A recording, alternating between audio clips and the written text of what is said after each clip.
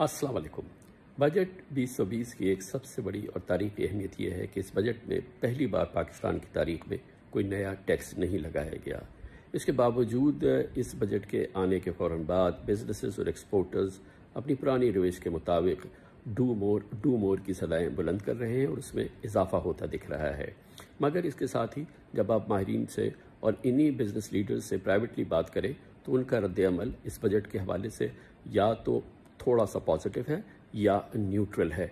मनफी रद्द-ए-अमल बिल्कुल इस लिहाज से नज़र नहीं आता क्योंकि वो कहते हैं कि इस बजट के ज़रिए पाकिस्तान के कलीदी सेक्टर्स जो हैं इकॉनमी के, उनको कोई नुकसान नहीं होगा। मिसाल के तौर पे बैंकिंग सेक्टर जो पाकिस्तान का बहुत रोबस्ट सेक्टर है, उसको कतई तौर पे कोई नुकसान नहीं होगा। पॉजिटिव सिचुएशन डेवलप हो सकती है। पाकिस्तान का सीमेंट सेक्टर, उसमें बहुत बेहतरी के इम्कानात हैं और सीमेंट सेक्टर बेहतर होगा। कंस्ट्रक्शन के हवाले से रियल इस्टेट सेक्टर और कंस्ट्रक्शन पैकेज जो दिया गया है वो गेम चेंजर हो सकता है, माहिरीन कह रहे हैं, और हुकूमत को इस पर तवज्जो देनी होगी क्योंकि इससे मुंसलिक 41 इंडस्ट्रीज़ को नई जान मिल सकती है। स्टील सेक्टर के हवाले से भी इस बजट में बेहतर खबर है, मनफी खबर कोई नहीं। टेक्सटाइल सेक्टर के लिए भी इस बजट में कोई मनफी खबर नहीं है। फर्टिलाइजर सेक्टर के लिए भी इस बजट में कोई मनफी खबर नहीं है।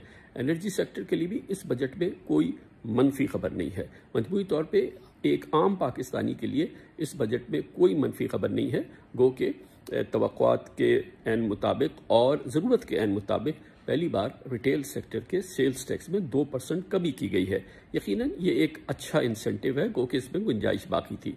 इस सब के बावजूद तकलीफ की और गिले की बात करना ये शायद हमारा एक रवैया बन चुका है, लेकिन बहरहाल इस बजट के अंदर यकीनी तौर पे एक अच्छी पॉजिटिव सूरत हाल है। ये न भूलें कि हम कोरोना की तबाही से दो चार हैं और इस माहौल में इससे बेहतर बजट नहीं मिल सकता था। ये एक आम रद्द-ए-अमल है।